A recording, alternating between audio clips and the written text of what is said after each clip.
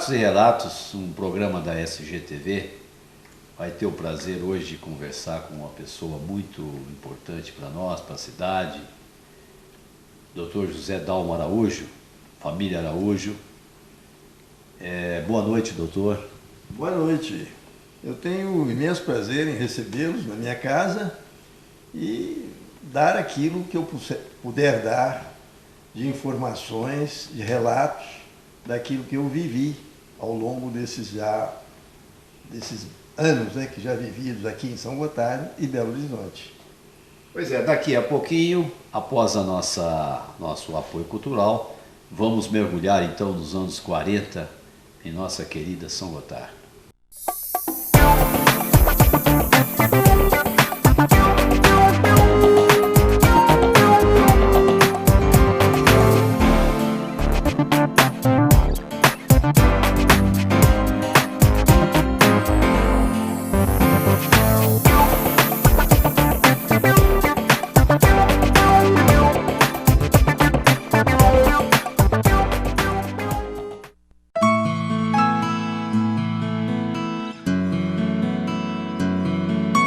Epa, vamos assistir televisão?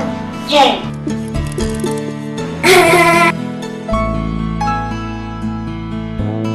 Mamãe, essa é minha melhor amiga, Ana Vitória. Prazer, Ana Vitória.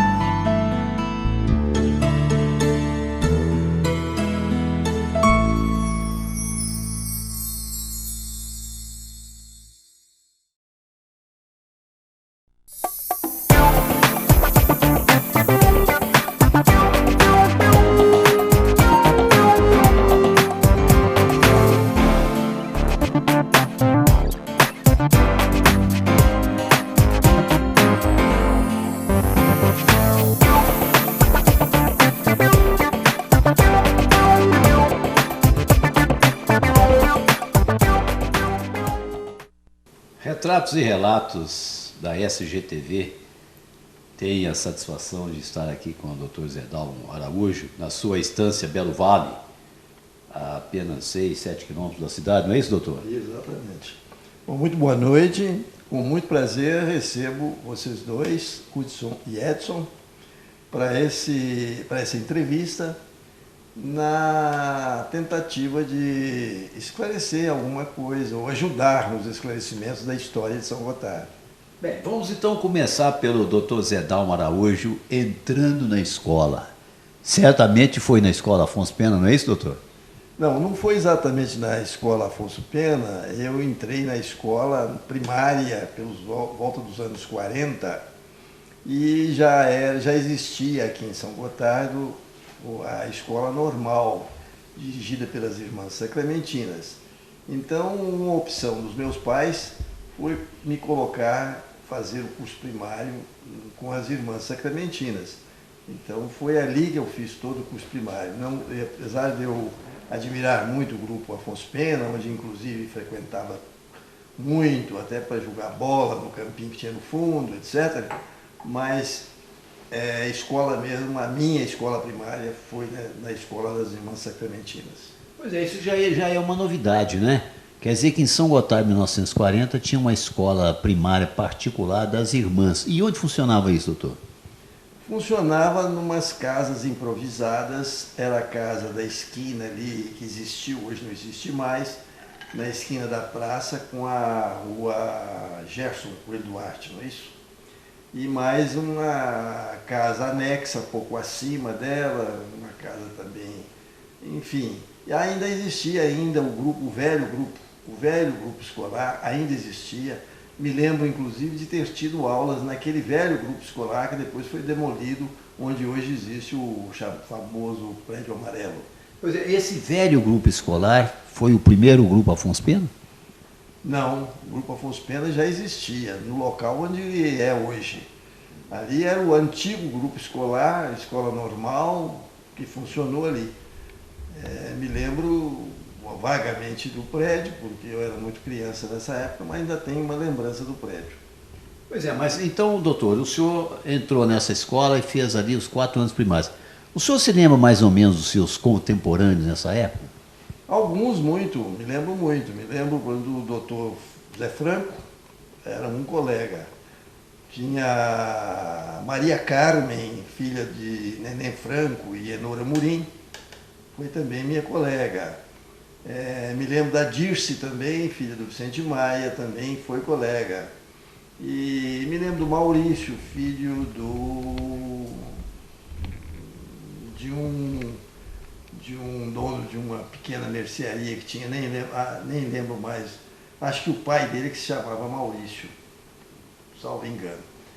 E lembro da Helena também, que Helena era uma menina também que foi colega. Enfim, uma lembrança um pouco vaga, mas me lembro dos colegas e das professoras e dos professores daquele curso primário. Pois é, ainda era uma época em que o professor tinha muita autoridade, o menino ficava muito caladinho. Como é que funciona? Era assim mesmo, doutor? Sim, o respeito havia, e tinha que haver, e até hoje deve haver. Então nós estávamos ali para aprender, então as lições eram ministradas e nós ficávamos atentos, tínhamos deveres de casa, nós tínhamos que fazer, trazer aquilo. E tinha também, as irmãs tinham já o curso normal e muitas aulas eram ministradas pelas formandas do curso normal. Me lembro muito de algumas delas, inclusive da Marisa, que depois veio se casar com um tio meu, Ronan. Me lembro dando aula para nós, lembro da Zélia Franco, lembro da Maria Borges, lembro da Dalva, que era filha dos Pedro Fonseca. Todas elas eram alunas do curso normal da escola e elas também davam aulas para nós, quer dizer, nos ensinavam e também aprendiam. Era isso o curso. E das irmãs, né? A minha irmã, a professora, eu tive duas irmãs professoras, muito boas professoras no curso primário. Uma chamava-se Irmã Assunção e a outra chamava-se Irmã Clarice. Todas duas foram professoras titulares em determinados anos. A irmã Assunção mais no primeiro, segundo ano primário, a irmã Clarice mais no final, terceiro e quarto ano primário. Bem, eu fico imaginando o senhor ali naquela praça São Sebastião, nos anos 1940, a igrejinha estava lá, né, doutor? Sim, a igreja estava lá. E nós frequentávamos a igreja, ficava a 20, 30 metros da minha casa. Eu morava em frente à igreja. Uma casa que foi do meu pai e que, uma felicidade minha, hoje ela é minha, a mesma casa. Hoje, só para atualizar aqui o telespectador, onde funciona o Zé do Forte? Exatamente, é aquela casa acima do Banco Santander, é aquela casa. Aquela casa meu pai adquiriu de Randolfo Prado, salvo engano, pelos anos 38, por aí.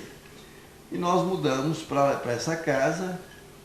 E durante todo o meu curso primário, durante todo o tempo que eu morei em São Gotardo, eu morei nessa casa. Salvo os anos iniciais da minha vida, que eu morei em outras casas, porque eu nasci, não foi ali, foi numa casa próxima dali. E depois morei também um tempo pequeno numa outra casa, onde hoje o cartório do Baixim, também foi uma casa do meu pai. Alugou, teve a casa, depois ele vendeu a casa para um irmão dele, que é o Rui Araújo.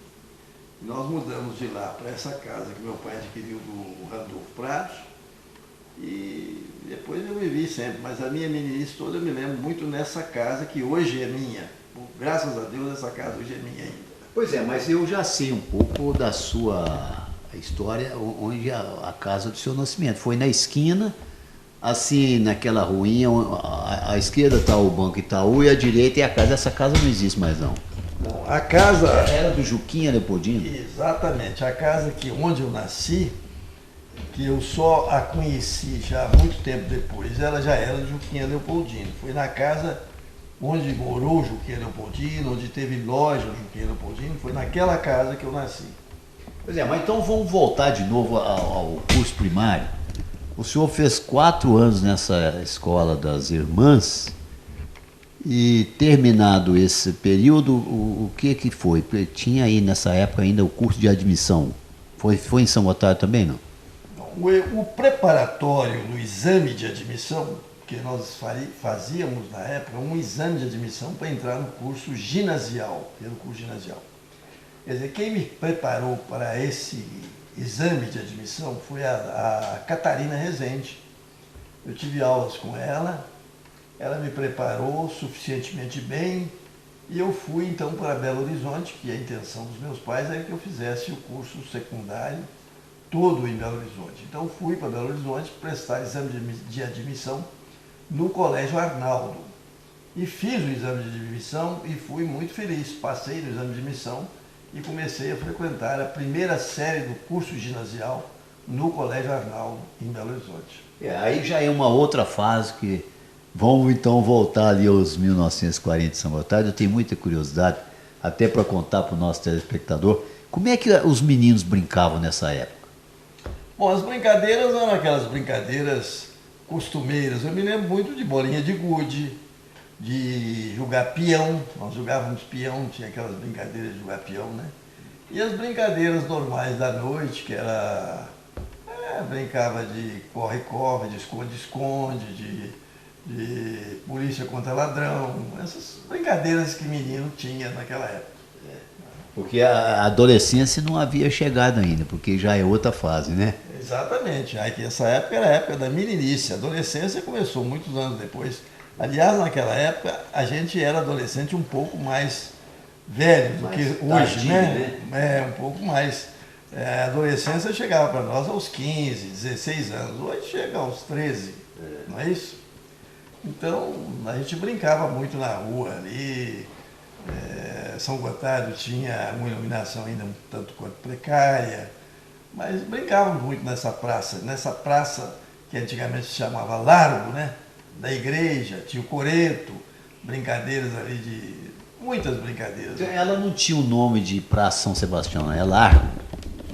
O nome oficial era Praça São Sebastião, mas nós falávamos, vamos lá para o Largo, vamos brincar no Largo, era essa brincadeira, a nossa história era isso. Era isso, enfim, que a gente fazia. Não tinha muita diversão, muita distração. Então eram brincadeiras à noite, essas brincadeiras de corre-corre, esconde-esconde, polícia contra ladrão, as coisas ali na praça mesmo, mas era uma brincadeira que ia até 9 horas da noite, aí a cidade já... aí as mães já estavam nos procurando para nos colocar. E já estava escuro, né? Já, completamente, à noite, né? Já era à noite. E a iluminação era um tanto quanto precária, a luz era muito fraca naquela época. O senhor falou da iluminação, ela de fato vinha ali de baixo, onde era o antigo matadouro, ali tinha uma usina, eles falam até que é a usina do Gesto Duarte Coelho, é verdade? É verdade, ali tinha uma usina muito antiga, mas na época para nós não era tão antiga, depois a gente ver que era uma usina antiga, mas funcionava direitinho ali o matadouro, e essa usina posteriormente, eu me lembro dela ter sido transferida, salvo engano, pelo Mundim Mendes. Foi em 1949. Pois é, e o Mundim Mendes transferiu essa usina dali do matadouro lá para o Obaeté, onde já existia outra usina, né? Então, aliás, a gente tem que situar o telespectador, porque quando se fala matadouro, hoje é lá no alto. Mas antigamente era lá embaixo na Avenida Getúlio Vargas, não é isso? Hoje é onde é a polícia militar de São Gotardo. É ali que era o matadouro. Exatamente. E dali saía energia para a cidade, né? Dessa pequena usina, saía a iluminação da cidade. Que não era também tão deficiente, mas a cidade também era uma cidade. A cidade era muito pequena, né? Muito pequena. Não existia ainda nem calçamento, porque o calçamento começou a existir em São Gotardo por volta dos anos 46, 47, por aí. Eles falam que foi o doutor Erival que começou, inclusive, calçando a rua dele, né? Mas, aliás, eu até acho que com muita razão, porque era a rua principal, né? Era a rua Bento Ferreira, né? Era uma das principais. A principal mesmo sempre foi a praça, né? A Praça São Sebastião e a Praça Olegário Maciel. Mas foi no governo do Erival Ladeira que começou mesmo o calçamento de pé de moleque. O primeiro governo dele que foi em 46, né? 47, salvo engano. 47. Isso por aí. Eu já morava em Belo Horizonte, mas nunca deixei de frequentar São Gotardo, né? Em 1945, meu pai resolveu mudar para Belo Horizonte exatamente porque queria que eu estudasse lá. E como eram só 2 filhos, o outro irmão meu era muito novinho ainda, e então fomos para Belo Horizonte. E eu vinha muito a São Gotardo, porque meu pai manteve a casa que era nossa, que hoje até é a minha casa, mas manteve a casa mobiliada, para que a gente pudesse vir todas as férias, e nós vínhamos todas as férias. Então eu convivia muito com São Gotardo, passava em São Gotardo os meses de férias de dezembro, janeiro, fevereiro, e sempre o mês de junho, né, que tinha junho, julho, tinha férias também. Doutor, uma curiosidade aqui para o nosso telespectador. Bento Ferreira dos Santos é uma figura emblemática de São Gotardo, é o nome daquela rua ali do comércio principal. O senhor conheceu ele? O que o senhor pode falar dele para nós? Olha, eu tenho muita lembrança dele, da fisionomia dele, do aspecto dele, eu tinha eu tenho muita lembrança. Bom, ele era uma pessoa respeitável, Bento Ferreira dos Santos era uma pessoa respeitável. E as notícias que eu tinha a respeito dele era de uma atuação boa para a cidade. Ele tentava fazer o melhor que era possível a ele fazer naquela época. O senhor conheceu a farmácia dele? Eu conheci muito bem toda a família do Bento Ferreira, inclusive os filhos dele. Alguns deles foram meus companheiros de brincadeira, de rua, de colega. O Fernando, por exemplo, que era o mais novo dos homens, foi muito meu amigo na fase da criancice. Brincávamos juntos, inclusive de nadar na olaria. Naquele tempo tinha que ir para a olaria nadar, um poço que tinha no Confusão. Onde que era essa olaria? E que nós frequentávamos, nós crianças frequentávamos. Esse poço ficava mais ou menos hoje onde é... Ali é a rodoviária atual? Não, ali onde é a rodoviária tinha outro poço que a gente frequentava também, chamava Poção. Mas a olaria mais para cima? Era mais para baixo. Para baixo? Mais para baixo era mais ou menos onde, no fundo de onde foi aquela Laticínios, mais sim. ou menos naquela altura ali. No fundo do pasto do Major Olímpio Franco. Então é onde era a antiga Nestlé. Exatamente, é por ali. Porque o Major Olímpio Franco era ali. Inclusive o senhor tocou no outro nome também, muito importante para a nossa história, que é o Major Olímpio. O senhor podia falar um pouco dele? Posso falar, me lembro muito da figura austera do Major, né? O Major era um homem sisudo, né? Mas ele sabia, tinha notícias dele, de vez em quando o via passando pela rua. E me lembro muito da história do carro dele, né? E da garagem que ele construiu e que tinha um portão de frente e um portão de fundos, porque ele não conseguia dar marcha ré. Então ele punha o carro de frente, abria o portão de fundo, fez uma estrada por dentro do pasto dele, uma estrada que saía, hoje onde sai uma rua ali, na Vargas, hein? Não. Passava por aquela região do hospital, não existia o hospital ainda, e a estrada dele saía na Presidente Vargas, um pouco acima de onde era o laticínio do... Como é que chamava aquele laticínio? Tinha ali, Soares Nogueira. Um pouco acima do Soares Nogueira tinha o portão, e por onde saía o Major com o carro dele. E ele comprou um carro, o último tipo na época, eu me lembro que ele comprou um Chevrolet 1941. E ele não dirigia bem, né? Então era com dificuldade que ele... Quer dizer que ele não dava ré, só de frente. Só de frente, andava só de frente. Doutor Zedalma acaba de falar aqui do famoso carro do Major Olímpio Franco, que foi uma figura muito importante para a cidade aí nos anos talvez 30, 40, até 50, e que tinha um carro e ele não dava ré, então ele guardava na garagem e dava a volta, porque era a única saída que ele tinha. Mas nós vamos ouvir o nosso apoio cultural e depois continuamos essa conversa muito interessante sobre os carros da época.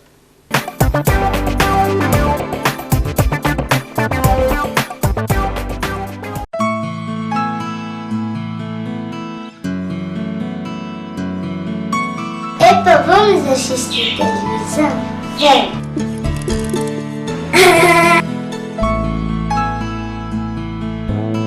Mamãe, essa é minha melhor amiga, Ana Vitória. Prazer, Ana Vitória.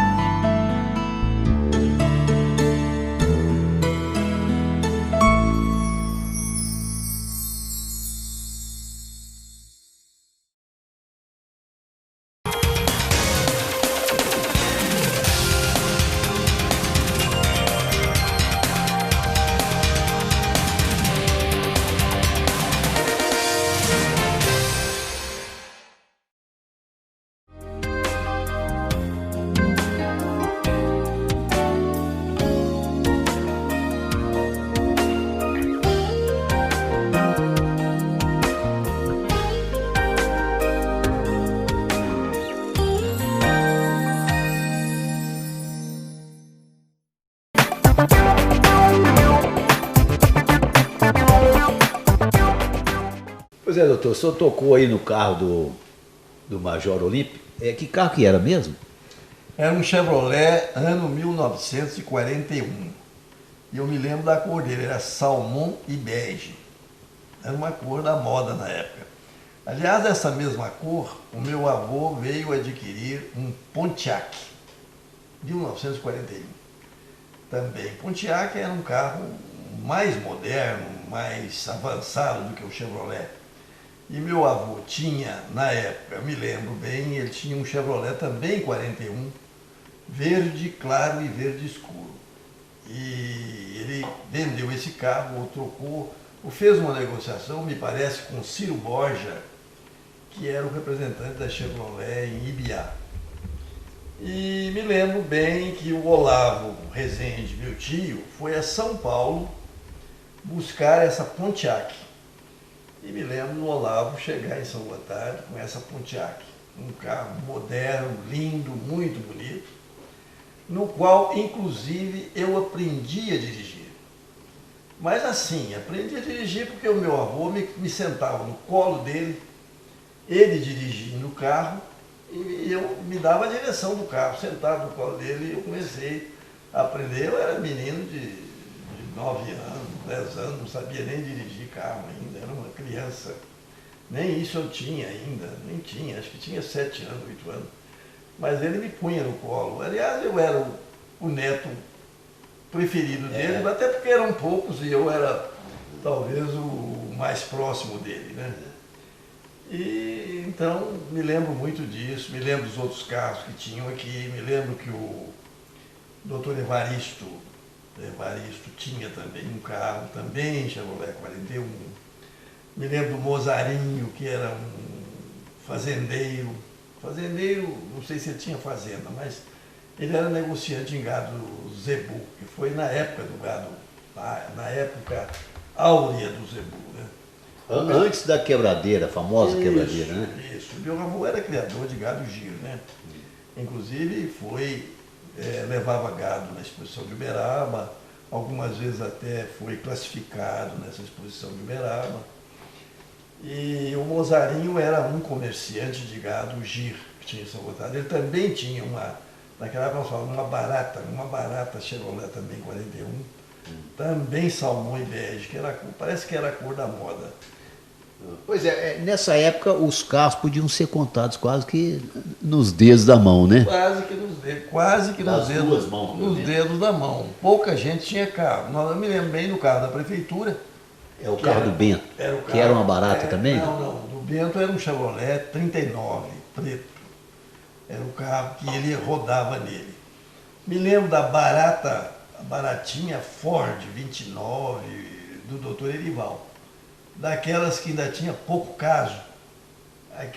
Abria aquela tipo porta-mala, mas tinha um banquinho ali, e conduzia 2 pessoas na frente, e podia conduzir até 2 pessoas no chamado pouco caso, que era tipo um porta-mala que abria com um banco para 2 pessoas. E me lembro também do carro de quem? Do Alberto Rezende, que tinha carro. Ele que era o táxi da época? Táxi, ele e o Olegário. O Olegário Rezende, que tinha um carro, o carro melhor de praça. Eles eram irmãos, né? Eram irmãos. O Olegário Rezende, tinha também o Nadinho, que tinha carro também de praça. Mas Chevrolet 28. como tinha também o Higino. Pois é, mas isso aí nós estamos nos anos 40, o senhor era menino anos ainda. 40, anos 40. Me lembro do Higino também, que tinha um carro, o João Doido, casado com a Julita Fonteboa, também tinha carro. Então, esses eram os carros que tinha aqui em São Gotardo, poucos carros, devia ter uns 8, 10 carros aqui na cidade. Agora, como é que era o combustível, o abastecimento desses carros? Isso também eu me lembro, meu avô tinha uma loja de comércio e ele tinha uma bomba de gasolina em frente à loja de comércio. Então ele era vendedor também de gasolina, me lembro disso. É ali onde é a atual Zema? Hoje, exatamente. Aquela frente toda onde é o Banco do Brasil não, o Banco do Brasil existia primeiro uma casa ali. Depois dessa casa que existia, eram as duas casas do meu avô. Uma era a loja comercial e a outra casa residencial. A casa residencial é onde é a loja Zema hoje. E a outra era um pouquinho, era entre o Banco do Brasil e a loja Zema. Está no meio do quarteirão. Ali então Aquela tinha uma bomba. Tinha uma bomba de gasolina. Me lembro de chegar os tambores da gasolina, vinha em tambores e o caminhão jogando aqueles tambores no chão, tinha que colocar um pneumático, o tambor tombar do caminhão em cima do pneu. Cair no macio. Cair em cima do pneu. E esses tambores depois eram despejados dentro de um tanque, ficava enterrado, subsolo. E as bombas eram aquele sistema antigo, a manivela, a pessoa... Era manual assim. A pessoa batia a manivela, me lembro lá, marcava, tinha um vidro em que você via a gasolina dentro do vidro e marcava lá, o máximo era 40 litros, mas se você fosse tomar, por exemplo, 20 litros, tinha uma alavanquinha que virava 20 litros. Então tinha os tubos ali dentro daquele recipiente de gasolina, e a gasolina descia até 20 litros. Então a bomba estava cheia, lá o recipiente até 40 litros, você ia tomar 20 litros de gasolina, virava-se uma alavanquinha, abria-se a soltura da gasolina e a gasolina descia até aquele nível que dava 20 litros, que é onde tinha um tubo ali que nivelava aquilo. Me lembro bem disso, porque eu era menino, prestava muita atenção nessas coisas. O carro chamava muita atenção da meninada, né? E não só também dos meninos, mas também dos adultos. O carro, sim, porque na época que existia, muito era cavalo, né? Era cavalo. Cavalo na sua tinha muito, né? Tinha muito. Então o carro era pouco, era coisa mesmo que chamava atenção, né? E naquela época, a maior parte dos carros era Ford 29, era Chevroletzinho Ramona, era coisas desse tipo. O Jeep, o chamado Jeep Willys, já foi na década de 50, né? Esse já foi bem depois. Como eu convivia muito, mas muito mesmo, intensamente na casa do meu avô, que morava ali, era na mesma praça. Com licença, eu vou falar para o telespectador quem é o seu avô, que é uma figura muito importante, que precisava até de uma matéria muito especial. É o Francisco Rezende Filho, não é isso? Exatamente. Conhecido como Chico Moço. Chico Moço ou Chico Rezende. Eu vivia muito na casa dele, então me lembro dos carros todos que o meu avô teve, me lembro dele trazer um Chevrolet 39 que ele teve, azul. Depois veio um Chevrolet 41, né, que eu me referi há pouco antes, Chevrolet verde claro e verde escuro. Depois essa Pontiac, que de certa forma ficou até uns tempos inativas numa garagem da fazenda, porque foi na época da recessão, que não tinha gasolina, era gasogênio, ele não queria colocar gasogênio no carro. Então ele botou o carro na garagem e comprou um outro carro, mais antigo, e esse outro carro funcionava a álcool. Ele funcionava a álcool. Olha. E o Paulo era filho do João Elisiário. E o Paulo era o motorista, o chofer desse carro, sabe? Então a gente ia na fazenda do meu avô, que hoje assim, é em frente à minha, né? Do outro lado daqui da Rua do Rio. Mas nós vínhamos da cidade na fazenda nesse carro, me lembro. Era um carro branco, acho que Ford, não me lembro bem se era Ford, acho que 37, 88. E o carro funcionava com álcool. O álcool se buscava o álcool tinha uma destilaria de álcool lá no Josué Rezende, ali na região de Guaritas. Na região de Guaritas. Então eu me lembro do Paulo ir lá no Josué, trazia uns barris de álcool e abastecia o carro na fazenda, ficava guardado na fazenda esses barris de álcool. Mas o negócio era complicado, porque o carro, inclusive, morro acima, ele engasgava muito, não costumava subir, sabe? Então eu me lembro muito que o carro tinha que, às vezes, subir de marcha ré o morro, sabe? O Paulo dirigia o carro de marcha ré. Aquelas ruas de São Gotardo? Não, na subida da fazenda. Porque se fosse subir de frente, o carro engasgava. E de marcha ré, acho que parece que a bomba de sucção do álcool funcionava melhor. Mas são coisas que, reminiscências, né, que a gente guarda e não esquece. Pois é, o seu tio lá, o Rezende, já me contou muito sobre o pai dele, que é o seu avô, Chico Moço, Chico Rezende. Diz que ele tinha assim ele era muito ligado às novas tecnologias que iam surgir, que ele viajava muito, inclusive amigo do coronel Antônio Ciano, não é isso? Viajavam juntos. Eles eram, além de amigos, eles eram cunhados, né? A mulher do Antônio Ciano era irmã do meu avô, a Dona Olímpia, né? A Dona Olímpia era irmã do meu avô. E então eles se frequentavam muito. Eu me lembro muito do Antônio Ciano lá na loja do meu avô. Me lembro do meu avô na casa do Antônio Luciano, em Belo Horizonte. E então era uma afinidade muito grande, inclusive de parentesco, né? Porque eram cunhados. Bem, eu estou querendo levar a conversa pelo seguinte: o senhor Alaor me falou que pelo fato de viajar muito, ele estava sempre a par do que estava aparecendo em termos de tecnologia. Geladeira, rádio. O senhor pode falar alguma coisa sobre isso? Posso falar. Ele realmente era muito evoluído nisso. Me lembro dele, o rádio dele era um rádio moderno para aquela época. Radiola, quase não existia em São Gotardo. Ele tinha uma radiola, eu me lembro de ouvir música tocada nesses discos de vinil na radiola que tinha na casa do meu avô. Ele também tinha geladeira, me lembro que ele comprou uma geladeira e inclusive tinha uma mesinha baixa, assim, a geladeira ficava em cima da mesa, sabe? E, enfim, ele era evoluído, viajava muito, gostava muito de fazer temporada de águas minerais em Poços de Caldas. Eu, inclusive, tenho retratos dele guardados nos meus arquivos, retrato dele com o Antônio Ciano, lá em Poços de Caldas, fazendo estação. Veraneio de águas minerais, naquela época era muito usado, né? Por exemplo, o rádio. Não tinha muito aparelho de rádio. Até as pessoas que tinham rádio a gente sabia quem era, né? Muitos não tinham, mas tinha um rádio. Eu me lembro, por exemplo, em São Gotardo, o rádio que era mais ouvido era o rádio do Botequim. O Botequim era ali do João Onofre, né? Casado com a Elídia. Pai do Zico, pai do Theo.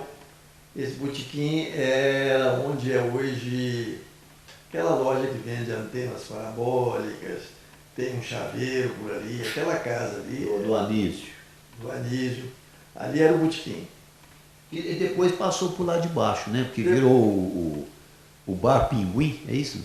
O Bar Pinguim foi posterior ao botequim, né? Ali onde foi o Bar Pinguim, ali naquela época era a casa do Jaci Ribeiro.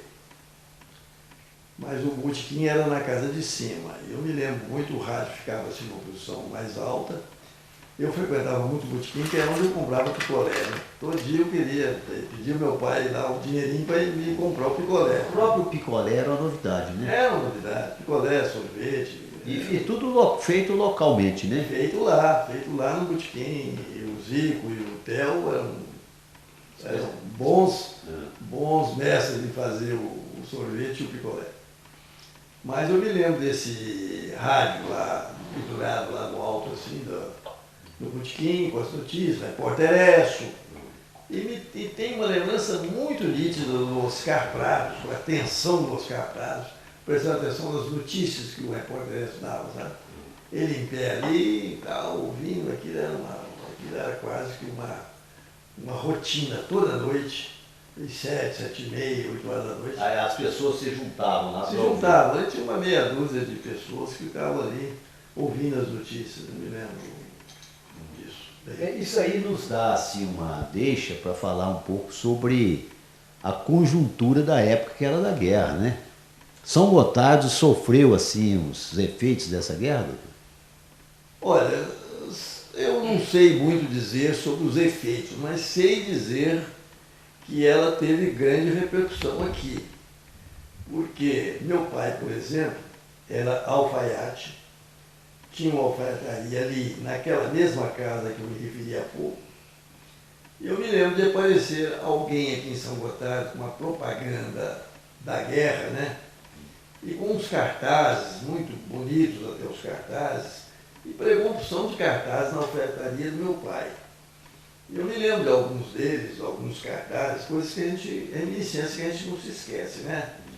Então, eu me lembro de um dos cartazes que dizia o seguinte: o general Eisenhower, comandante supremo das forças aliadas, desembarcou na África setentrional francesa a fim de libertá-la do jugo nazista. Era o texto que tinha no cartaz, e no cartaz aparecia o general, aparecia uma tropa ao lado dele, sabe? Coisa interessante, né? E outros cartazes mais que tinham na época, né? Depois veio um outro cartaz que era o general, salvo engano, Van Rommel, né? Um general famoso, um general alemão, né? Combatendo no deserto, né? No deserto da África. Exatamente. Então essas notícias elas vinham pelo rádio. Vinham pelo rádio. E depois veio essas propagandas, né? O Montgomery, que era o comandante das forças inglesas, né? Nessa época dessa guerra. Então, a gente tem, eu era criança, mas me lembro disso, muito bem. Pois é, agora, de certa forma, indiretamente, sofreu porque teve até a questão do racionamento do combustível. Isso. Que eu não sabia disso, que o pessoal usava até o gás e o álcool, né? Isso, teve muito sério. Isso se deve à guerra, né? Se deve à guerra, não se achava gasolina, então o assunto era resolvido ou com o uso de álcool, que começou a ser usado nos automóveis, mesmo com o sistema de combustão de gasolina, mas eles costumavam funcionar com álcool. E também com gasogênio, que era um trambolho, né? Aquele gasogênio colocado na traseira dos carros, e aquilo além de difícil de funcionar e tal.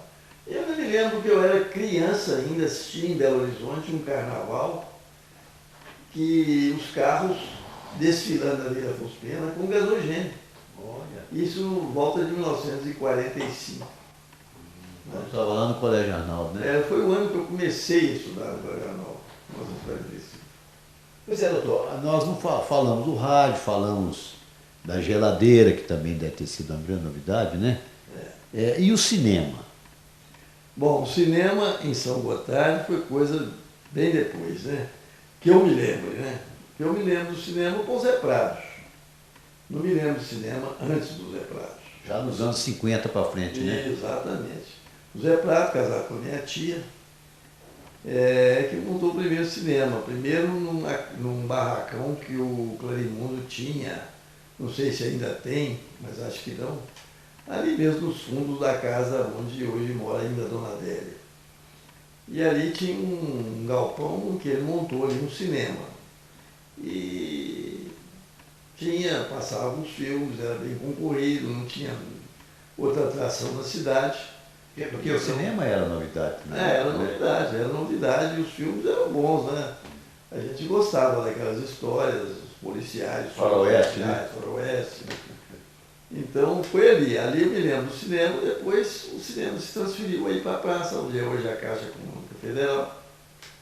E nesses dois locais eu frequentei bastante, sempre que pude, que eu estive, sempre que eu estava em São Gotardo. Vinha nas férias e o ponto era o cinema, né? Era o cinema.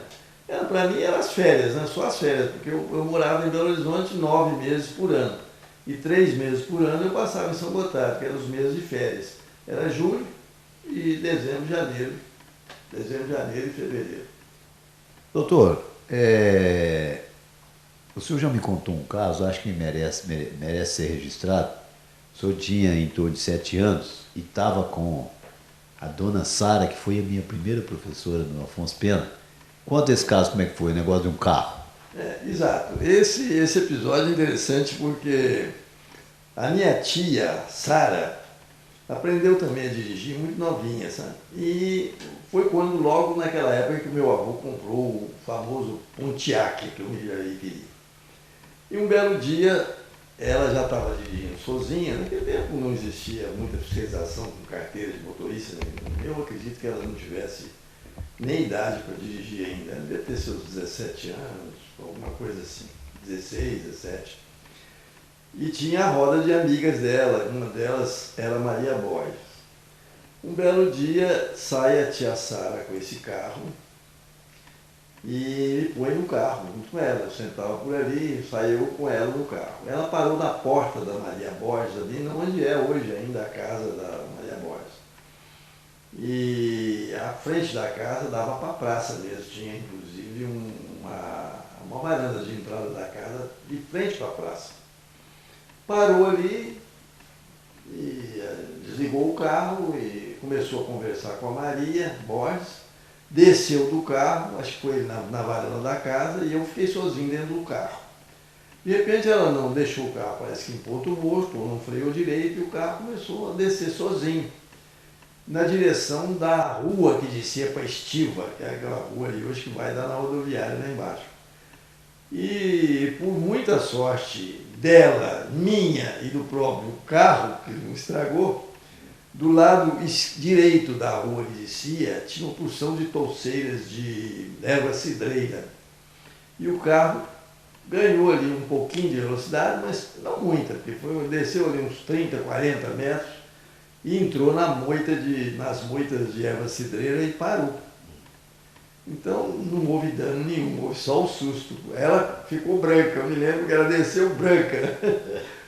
Mas não houve dano nenhum, nem o carro estragou, nem eu tive nada, e não houve nada, afinal de contas, a não ser o susto. Mas foi um episódio interessante esse. Pois é, mas o senhor tem alguma assim, estima especial pela erva cidreira depois desse incidente? Não? Bom, ela acabou, de alguma forma, me salvou de um acidente que estava iminente, né?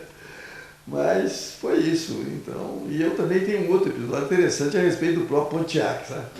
Então nós éramos encantados com o carro, né? Eu era menino e o carro ficava guardado na garagem do meu avô. E a garagem ficava mais ou menos no rumo onde é a rua que desce hoje para o hospital.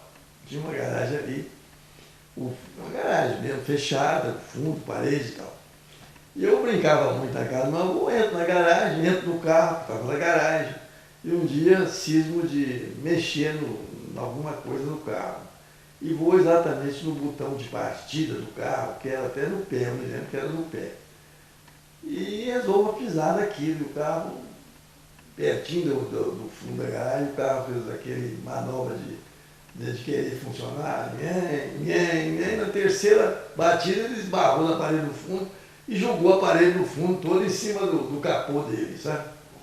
A sorte é que era também uma parede de adobe e não estragou o carro, não teve nada, mas foi um susto danado. Né? O carro tinha uma lata bem mais consistente do que hoje, né? Tinha, era muito diferente, né, do que é hoje, mas não estragou o carro.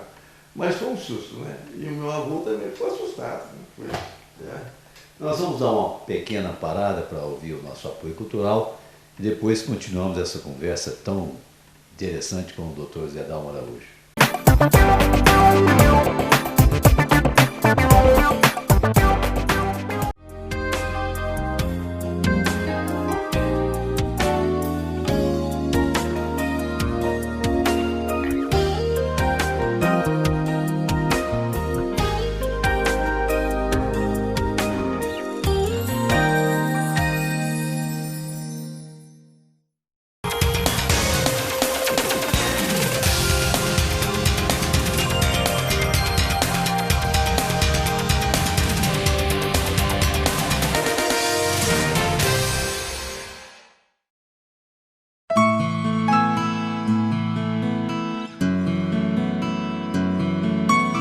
Beto, vamos assistir televisão? Vem!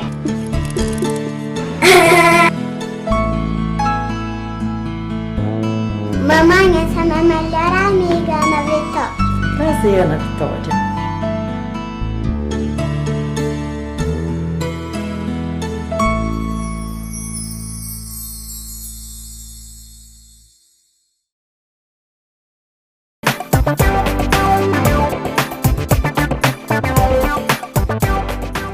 Pois é, continuando aqui a nossa conversa com o Dr. Zé Dalmo, ele já falou sobre Chico Moço, que é o avô materno dele. Mas eu tenho muita curiosidade, até para o nosso telespectador, e saber um pouco também sobre o avô paterno, que foi uma figura também muito importante para a nossa cidade, faz parte da nossa história. Fale um pouco sobre o seu avô, Dr. Zé Dalmo. Avô Segisfredo. O meu avô paterno era Segisfredo Araújo, agente do Correio em São Gotardo. Conheci muito vagamente, porque eu era muito criança quando ele morreu. Nem uma muito vaga lembrança dele. Mas me lembro dele morando ali, depois lembro muito da minha avó, que minha avó veio a viver muitos anos ainda posterior à morte dele. E ali naquela mesma casa, onde hoje parece que uma loja de R$1,99, né? Abaixo do fórum, abaixo da cadeia antiga. E isso, quer dizer, e dos meus tios, né? Todos os irmãos do meu pai, que era o Raul Araújo, Rui Araújo, Alberto Araújo, Afonso Pena, Vicente, Urbano.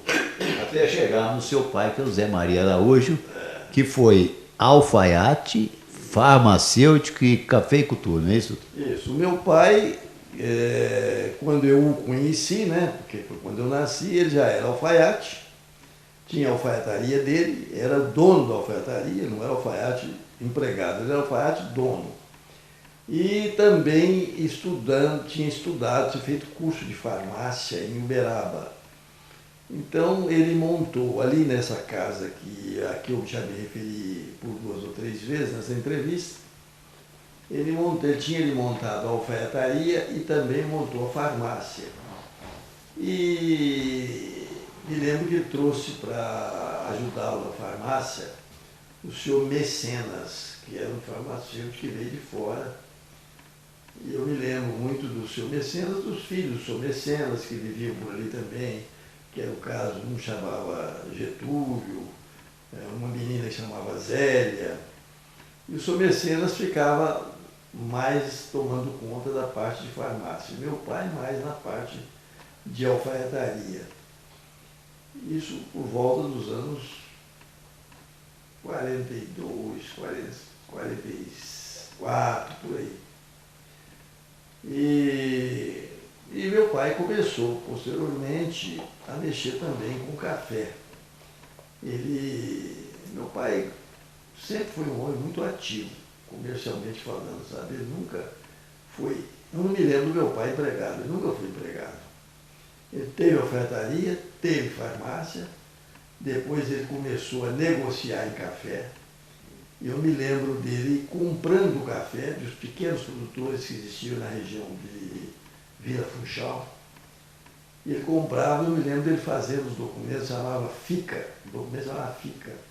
Era um documento simples, mas em que ele mesmo redigia o documento, e a pessoa assinava e ele comprava um café para receber futuramente da pessoa que estava vendendo o café para ele. O FICA era o documento oficial da compra e venda do café. Fica em meu poder, ficando eu como fiel depositário, sacas de café, que vendia o senhor João Araújo. Está comprando a produção futura da pessoa. Produção futura. Fazia os lotes de café dele e os compradores naquela época de café circulavam por aqui, comprando café para as grandes empresas de Rio de Janeiro, principalmente. Vai levar para Santos e para o Rio. Exatamente. Era Oswaldo Araújo de Campos Altos, por exemplo, era uma pessoa que vinha muito em São Gotardo e comprava muito café. Nabor, Oswaldo Araújo, me lembro dessas pessoas. E o meu pai às vezes fazia lá os lotes de café dele, de 500, 1000 sacos comprados assim. e às vezes armazenava esse café até no fundo mesmo da nossa residência ali, onde tinha também um galpão grande. E vendia esse café. Comprava, recebia o café, já limpo, arrumadinho, direitinho, sacado. Depois vendia esse café para essas pessoas, esses compradores de café que apareciam e compravam café. Onde que limpava esse café, doutor? Os cafés já vinham limpos de gordura, do Vira Funchal. Então já eram limpos lá na máquina de Vira Funchal. Já tinha uma máquina lá no Gordura. Do Zé Mendes. Exatamente, uma máquina do Zé Mendes, ali depois onde foi do Altino Ferreira. Né? E meu pai também travou uma relação muito estreita com o Altino Ferreira nessa época. E depois acabou comprando a fazenda do Leopoldino Pereira. Meu pai comprou a fazenda do Leopoldino Pereira. Chamada Boa Vista, né? Pereira, Leopoldino Pereira. A fazenda Boa Vista, selado da Boa Vista. E lá nessa fazenda, o Altino era a pessoa de confiança do meu pai. Ele era uma espécie de sócio da produção, mas tomava conta da fazenda e era sócio. Meu pai dava a ele uma porcentagem. E aí veio uma relação muito grande entre os dois. Meu pai ficou padrinho dos filhos, pelo menos de um dos filhos do Altino. E eu me lembro disso, ia de ir com meu pai lá no Gordura, no Vira Funchal, almoçar na casa do Altino, e o Altino arrumava lá uns animais, a gente descia a cavalo lá para a região sei lá, da Boa Vista, que era uns 4, 5 quilômetros lá do Vira Funchal, né? Doutor, eu sei que o senhor é um grande produtor de café, inclusive até é um café de muito boa qualidade, mas nessa época que o seu pai começou lá a negociar com o café era a grande riqueza do município, não é assim? E que empregava quase a totalidade da população? É verdade. O café sempre foi uma coisa muito importante em São Gonçalo, aliás, muito mais importante no passado do que hoje no presente. Hoje ainda é uma coisa muito importante, mas naquela época a agricultura era muito frágil, não se produzia quase nada, né? Milho, feijão, essas coisas, mas gado. O café era uma produção importante que tinha São Gotardo. E as pessoas compravam. E eu me lembro muito, quem comprava muito café era meu pai, era o Raul também, que era irmão do meu pai, era outro comprador de café, eles eram até concorrentes. E às vezes mandava esses cafés para Barra do Funchal, para Melo Viana, que é onde tinha a linha férrea, né? E facilitava depois o escoamento do produto. O senhor falou em Barra do Funchal, é onde o trem ia, né? O senhor tem lembrança até que ano que esse café aí passava pela Barra do Funchal? Tenho muita lembrança disso, isso por volta do ano de 1955, ainda vinha trem na Barra do Funchal. Eu me lembro bem de uma determinada época, uma ocasião específica, em que o meu pai tinha na Barra do Funchal armazenado lá uma quantidade de café, que não me lembro quantos, mas eram todos uns 1000 sacos de café. E tinha vendido esse café, ia embarcar esse café na Barra do Funchal, o café já estava lá. Nós fomos lá, eu fui com ele na Barra do Funchal. E me lembro, inclusive, que ele me deu uma tarefa, enquanto lá se carregava o café, era o seguinte, vinha a composição que chegava na Barra do Funchal à noite e saía de manhã cedo, mas ela largava ali algum daqueles vagões próprios de carga. Então, um vagão estava ali estacionado na plataforma, o café no armazém, pesava-se 4, 5 sacos de uma vez, anotava-se o peso daquele café, e meu pai me deu a incumbência de carimbar o café. E aí eu me lembro do carimbo, um carimbo grande, carimbo mais ou menos de uns 20 centímetros por 10, escrito no carimbo, estava escrito Marítima Rio, Marítima Rio. Eu carimbava a sacaria, na hora que ela estava na balança, e aquela sacaria estava dirigida à Estação Marítima do Rio de Janeiro. E marcamos um café lá numa determinada ocasião, mais ou menos volta de 1955, me lembro disso. O senhor já estudava direito nessa época? Não. Não, em 55 eu já estudava Direito. Mas eu talvez esteja um pouquinho... Mas foi. Foi isso mesmo, porque eu me lembro até do carro que nós fomos lá para essa operação de embarque de café. Era uma caminhonete forte, branca, que meu pai tinha comprado, e ela era anos 55. Então eu posso quase que afirmar que foi no ano de 55 mesmo. Eu estava fazendo esse ano o segundo ano de Direito. Eu entrei na faculdade no primeiro ano, em 54. É interessante. Então aí veio o governo JK e desativaram-se as linhas férreas. Será que eu estou falando mal do JK? Né? Não, eu nem digo para você que foi propriamente do governo do JK, porque esse trecho, a desativação desse trecho, começou primeiro Barra do Funchal, Dores do Indaiá. Esse trecho foi o primeiro que foi desativado, e depois veio a desativação do Dores do Indaiá, Bom Despacho, Pará de Minas. Acabaram com o ramal, enfim, né? Mas ele já foi mais até na era do governo do presidente Café Filho, né? Acho que foi a transição, né, do Getúlio Vargas para o Juscelino, né? Não, aí já foi o governo do Getúlio Vargas, exatamente. Foi o final do governo do Getúlio Vargas. Getúlio Vargas terminou em 54, né? O governo Getúlio Vargas, com a morte de Getúlio Vargas, assumiu o Café Filho, né? Depois veio o Dutra. Foi nessa época, mais ou menos, que começou a desativação. E depois o governo do JK, ele deu grande estímulo à indústria automobilística, né, que foi no governo dele. E aí já é uma outra era, né? Já é uma outra era. Mas no governo, com a evolução da indústria automobilística, realmente o país passou por um certo marasmo no que dizia respeito ao desenvolvimento da rede ferroviária, essas coisas. Doutor, mas nós falamos um pouco sobre o José Maria cafeicultor. Gostaria de falar um pouco sobre o José Maria alfaiate, porque a alfaiataria dele era um ponto na cidade, né? As pessoas iam para conversar, chegavam lá os jornais. Tem alguma lembrança quando o senhor era menino, como é que era isso?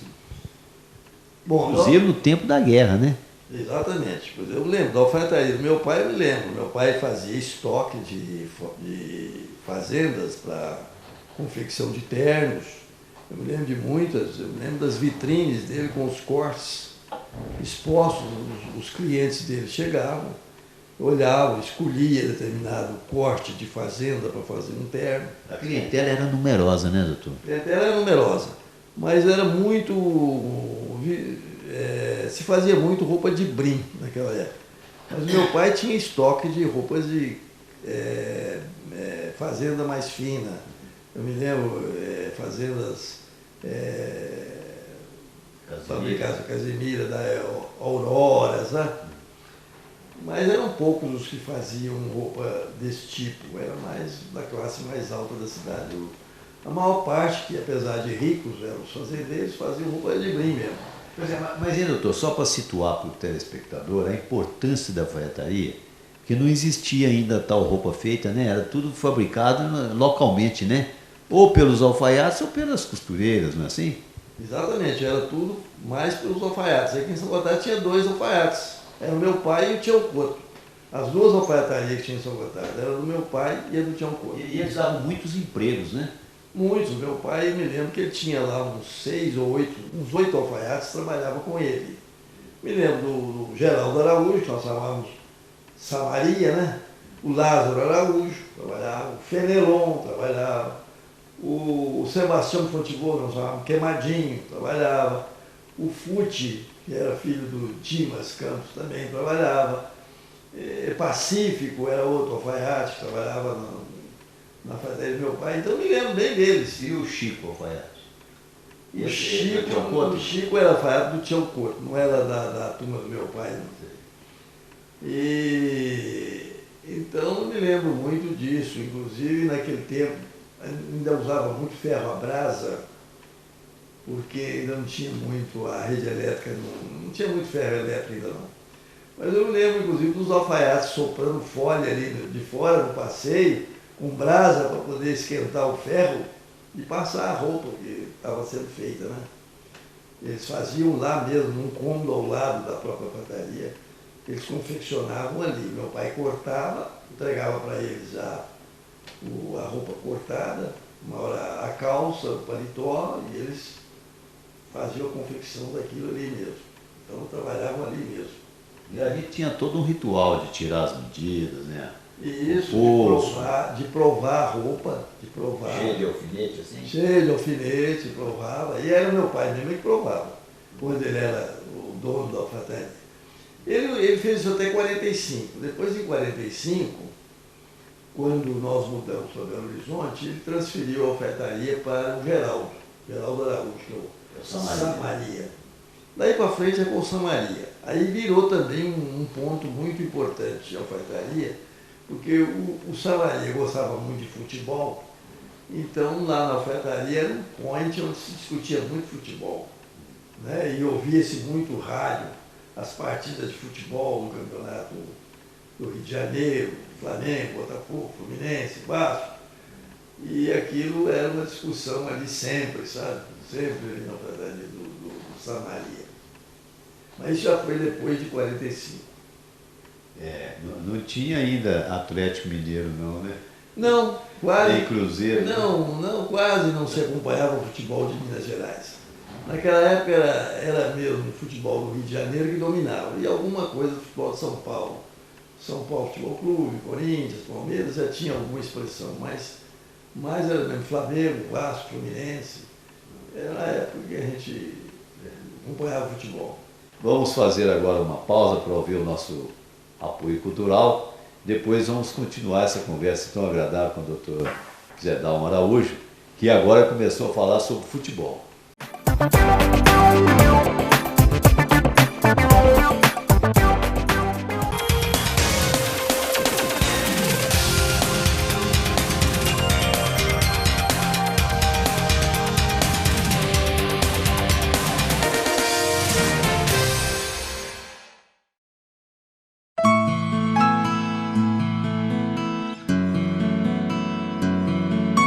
Epa, vamos assistir televisão?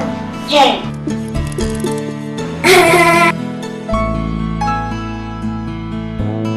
Mamãe, essa é a minha melhor amiga, Ana Vitória. Prazer, Ana Vitória.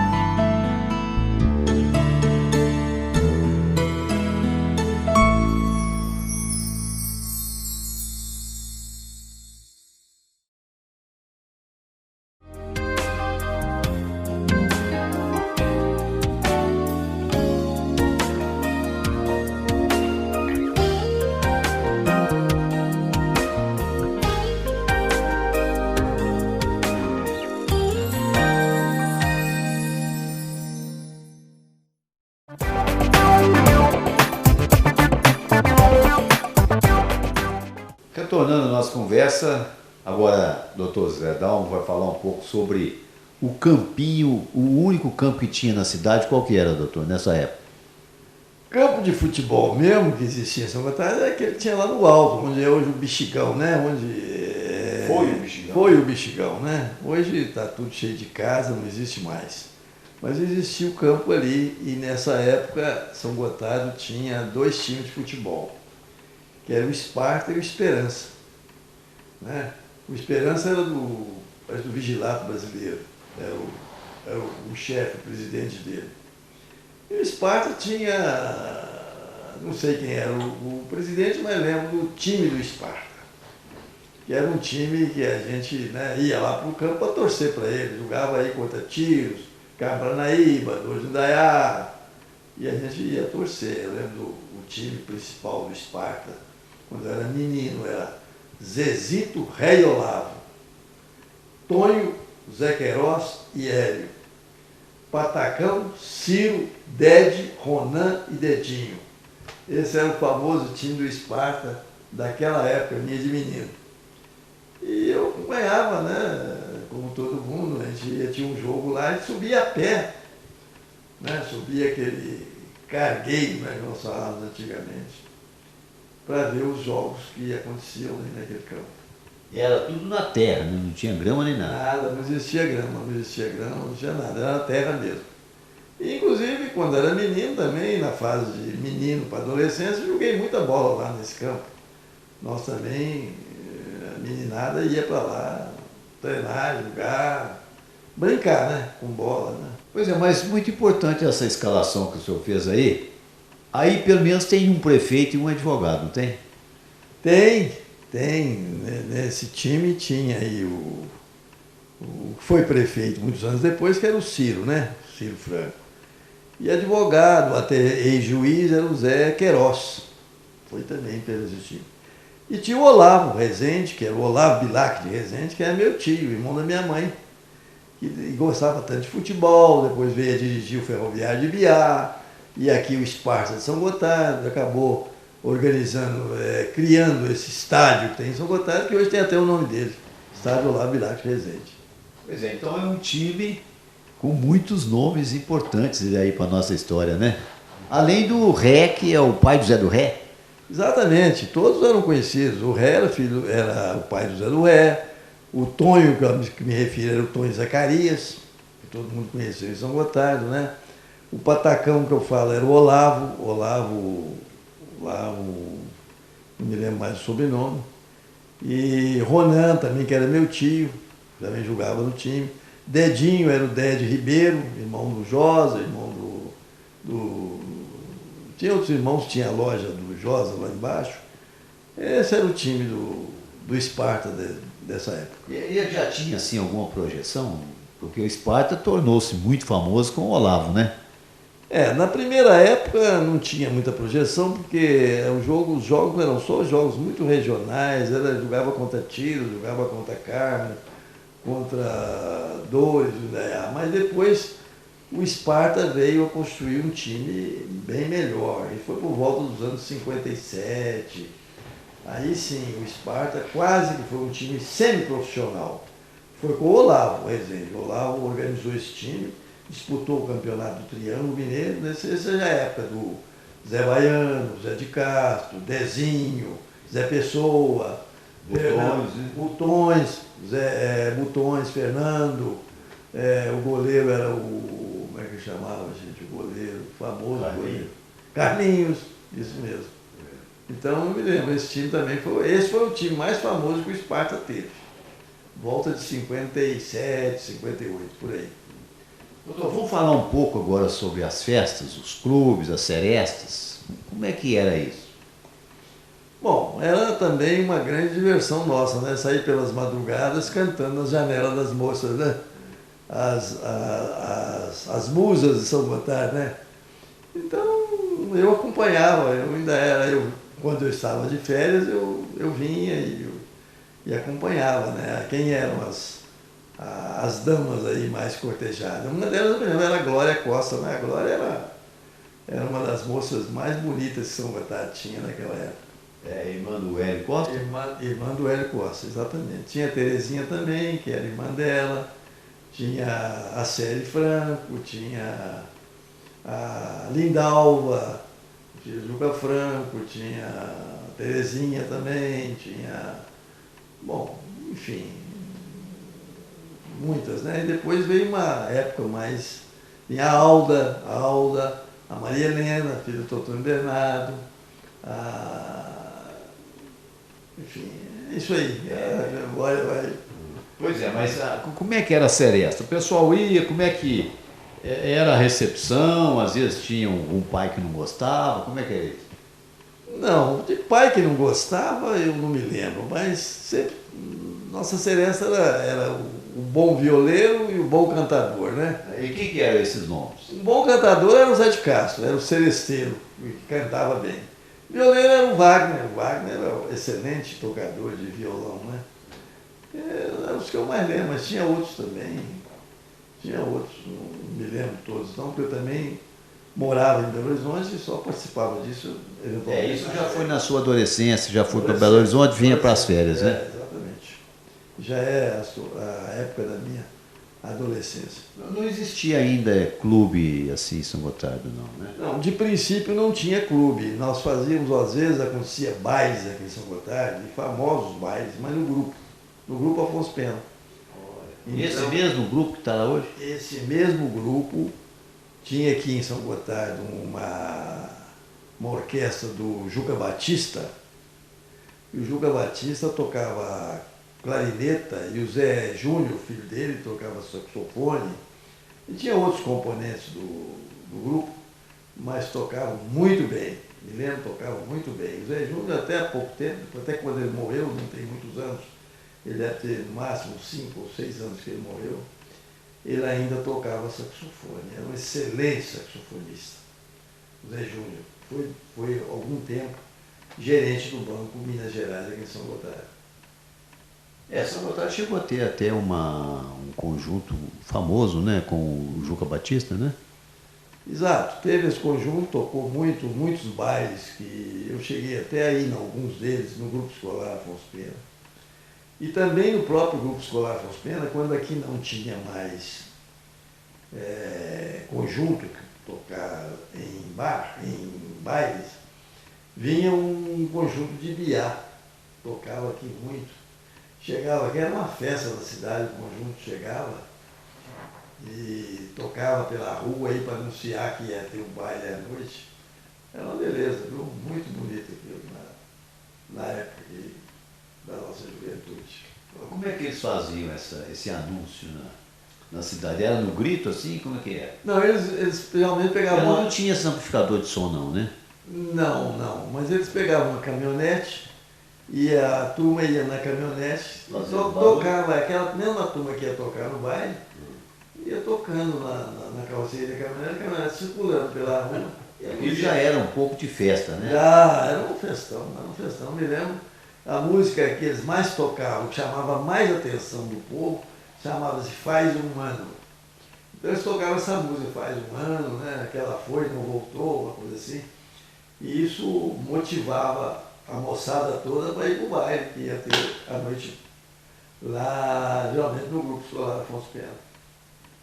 Doutor, eu estou aqui muito impressionado, acho que a nossa conversa pode se estender muito, mas uma curiosidade, como é que o senhor faz para se lembrar de tanta data, tanto nome, tanto detalhe, o senhor tem algum segredo? Bom, eu me considero realmente uma pessoa privilegiada em termos de boa memória, guardo muito as coisas. Ainda hoje mesmo eu tive a ocasião de estar conversando aqui com o Jader Rezende, que me visitou mais cedo, e nós conversando, divagamos sobre as conversas. Então eu falei com ele assim, conversando, falei, mas eu li muito, né? Eu sempre gostei de leitura e me dediquei muito a poemas, sempre gostei muito de poemas. Então eu tinha tenho ainda comigo trechos guardados de poemas lindos que na minha juventude eu sempre gostei muito e até hoje guardo. Que era o caso dos poemas do Guerra Junqueiro, que tinha, eu falando com o Jader hoje, tinha comparações belíssimas.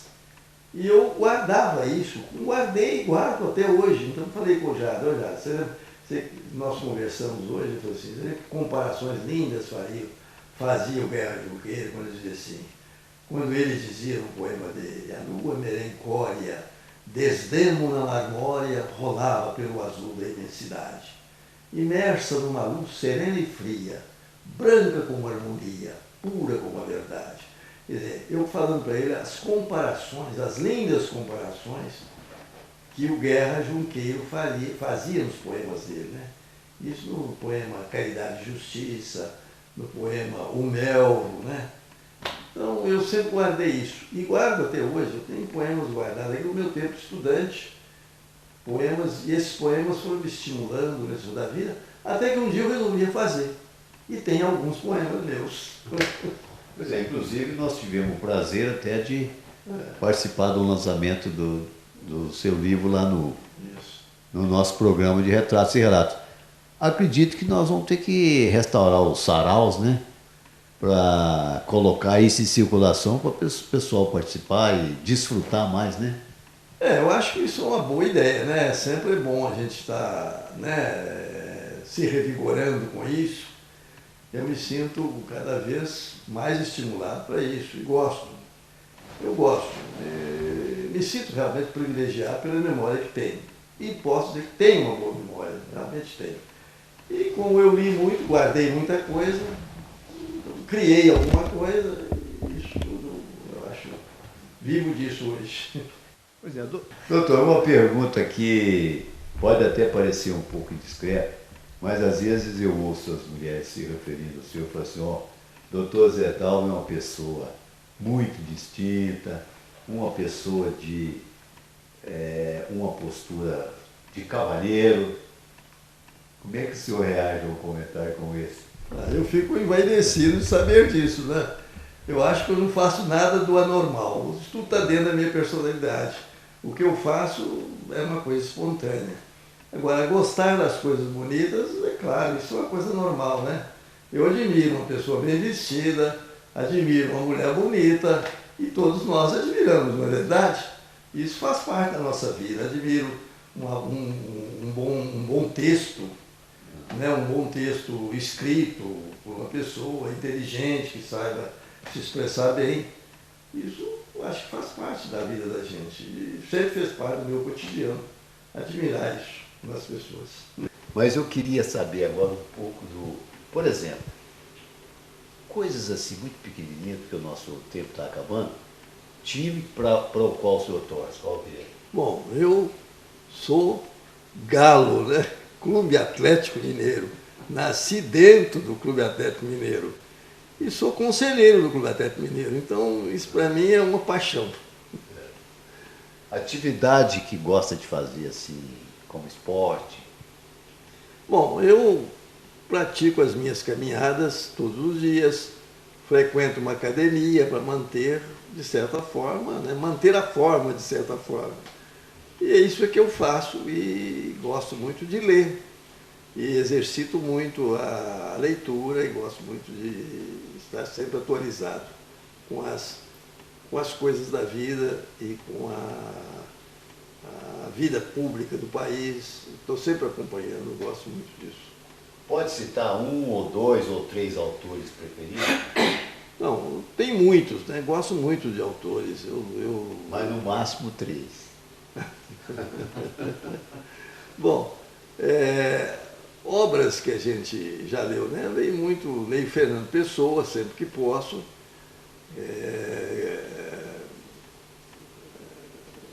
Tenho aqui na minha... Machado de Assis, claro, tem na minha estante, né? O senhor já me falou toda a coleção Guerra de Machado de Junqueiro. Assis. Bom, Guerra Junqueiro foi um poeta português que eu sempre admirei e tenho guardado até na memória poemas dele, né? E o nosso baiano famoso, que eu tenho aqui na minha estante os livros dele, o Castro Alves. Não, o Castro Alves também, mas Foi Barbosa? Não, foi deputado, como é que chama? Jorge Amado? Jorge Amado. O nosso Jorge Amado. Então, aí está aí os três. Agora, uma pergunta bem pé no chão. Comida que gosta de apreciar? Bom, comida diversa. Eu gosto de peixe, sou muito fã de peixe. E gosto de comida caseira mesmo, comida normal, um lombo bem feito, um filé bem feito, comida de casa mesmo. Não tem muita novidade, né? Não tem muita novidade. Eu sei que o senhor já viajou muito pelo mundo. Só pode falar um lugar que o senhor adorou? Bom, eu gosto muito da Europa Ocidental. Eu já fui muito à Itália, à França, Espanha, Portugal, Estados Unidos também, que é América, mas já fui muito. Eu gosto de todos eles, Aqui na América, especificamente, eu gosto muito de uma cidade pequena, mas que eu acho uma joia de cidade, chama-se Punta del Este. Gosto muito de Punta del Este, que é a cidade do Uruguai, né? Muito bonita. E já fui também à Argentina, Buenos Aires, Chile, Santiago. Já fiz aquela famosa travessia dos Lagos do Sul, saindo até Bariloche. Um passeio bonito, muito simpático. Parece que o senhor não tem assim, uma preferência especial, não, né? Eu acho que a preferência especial eu sei qual que é. São Gotardo. Bom, essa é a minha terra, né? O meu grande amor da vida. Pois é, doutor, agradecemos muito a conversa que nós tivemos a oportunidade de ter e espero que tenhamos outra. Uma palavrinha para o nosso telespectador para despedir. Bom, eu tenho que agradecer a paciência, né, que todos estão tendo de me ouvir, de nos ouvir, e dizer que estou muito feliz por essa oportunidade de dizer alguma coisa para o povo da minha terra. E a minha terra é a minha terra amada. Agradecemos o Dr. José Dalmo Araújo por essa conversa sensacional. Esperamos que tenhamos outra e agradecemos ao nosso telespectador e até um próximo programa.